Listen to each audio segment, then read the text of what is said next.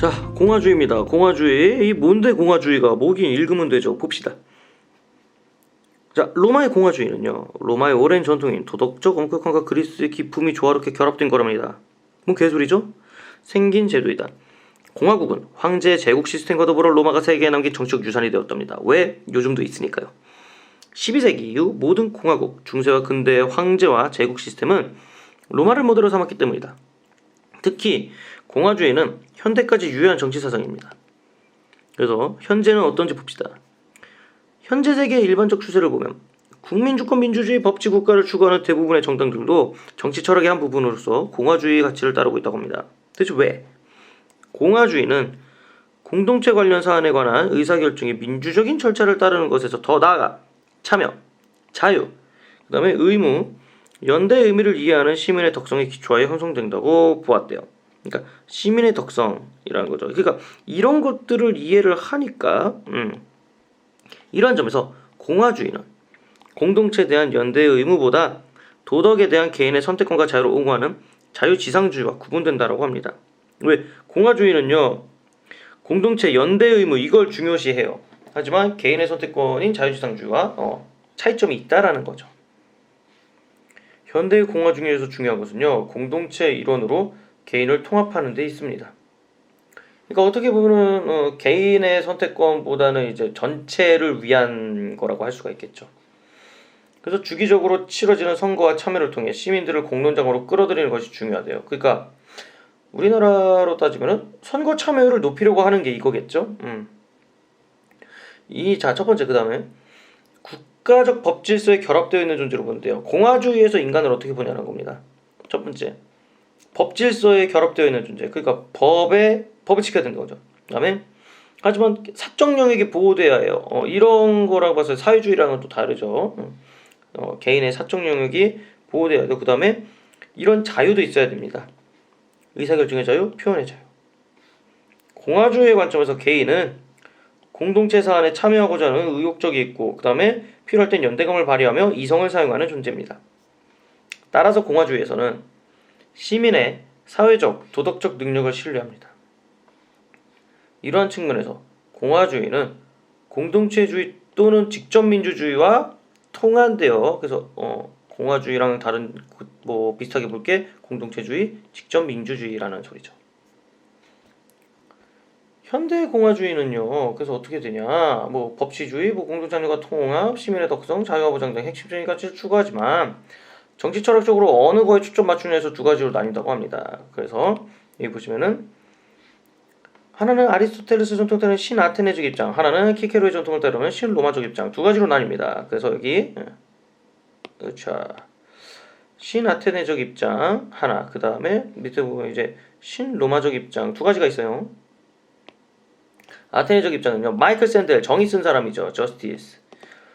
그는 좋은 삶에 대한 아리스토텔레스의 정치 철학의 기초에서 인간은 오직 자치 공동체에 참여함으로써 정치적 동물로서의 본성을 실현할 수 있다고 보고, 시민의 덕성에 기초한 강한 시민적 공화주의를 주장한다고 합니다. 신로마적 입장. 그러니까 마이클 샌델은 사람들이 알아서 잘 할 거라고 본 겁니다. 그래서 시민의 덕성에 기초해서요, 시민들이 직접 참여하는 걸 한 거지. 하지만 신로마적 입장, 필립 패딧입니다. 필립 패딧? 그럼 법의 지배 아래 있어야 된대요. 시민들이 덕성이고 나발이고 일단 법이 우선이에요. 그래서 공화주의의 핵심 가치인 자유를 비지배 자유, 즉 자의적인 권력으로부터의 자유로 이해한답니다. 뭔 소리야? 이따 밑에 더 나와요. 그래서 일단 자의적인 권력으로부터의 자유입니다. 마이클 샌델 계속 볼게요. 정의란 무엇인가 해서 공리주의, 자유지상주의 등을 비판했대요. 공리주의는 이제 최대 다수의 행복입니다. 그래서 이런 걸 비판하면서 아리스토텔레스의 정치 철학을 다시 성찰할 필요가 있다고 주장. 그래서 마이클 샌델이 한 말, 정의로운 사회는 단순히 공리를 극대화하거나 선택의 자유를 확보하는 것만으로 만들 수 없다. 그러니까 여기는 아니야. 여기가 핵심입니다. 좋은 삶의 의미를 함께 고민하고 타인의 의견을 기꺼이 받아들이는 문화 속에서 만들어진다는 것입니다. 결국 뭐예요? 소수도 아니고 그냥 모두의 의견을 합쳐야 된다는 소리입니다. 여기서 정치는 뭐야? 시민의 덕성을 키워주는 게 역할을 할 겁니다. 여기 쭉 있거든요. 당연한 얘기라서 일단 안 읽었습니다. 나아가 그러한 시민의 덕성은 아리스토텔레스가 강조했던 것처럼 반복되는 실천으로 터득되어야 한다고 합니다. 그러니까 안 하면 뭐다? 반복되는 실천으로 터득. 안 하면 덕성 없다 라는 겁니다. 그래서 직접적으로 정치에 참여를 시키는 겁니다. 사람들이 자발적으로. 자, 그래서 이제 아리스토텔레스로 들어가서 공화주의를 고민하는 마이클 샌더가 다르게 신로마적 입장을 취하는 필리페티스, 로마 공화정이 추구했던 리베르타스의 의미에 초점을 맞추고 있대요. 이게 뭔데? 우리는 무엇인가를 선택하고 실행할 수 있는 능력과 가능성을 실제로 지니고는 있지만 선택지에 영향을 주는 외부적 통제의 가능성도 존재를 합니다. 그러니까 우리가 할 수 있지만 외부에서 우리를 이렇게 조종한다는 소리죠. 직접적인 간섭을 동반하거나 동반하지 않을 수도 있어요. 공화주의에서 말하는 자유는요, 간섭하는 사람을 감독하고 규정할 수 있는 자유라고 합니다. 다시 말해서 자유란 단지 간섭으로부터 자유롭다는 것을 의미하는 것이 아니라 외부적 통제의 부재를 요구한다고 합니다. 그러니까 누군가가 너를 통제하지 않는 게 자유래요. 공화주의적 관점에서 자유로운 사람이란 사회적 삶에서 중요한 선택의 순간에 외부적 통제를 받지 않도록 체계적으로 보호받고 그러한 외부적 통제를 막아낼 수 있는 능력을 지닌 사람이라고 합니다.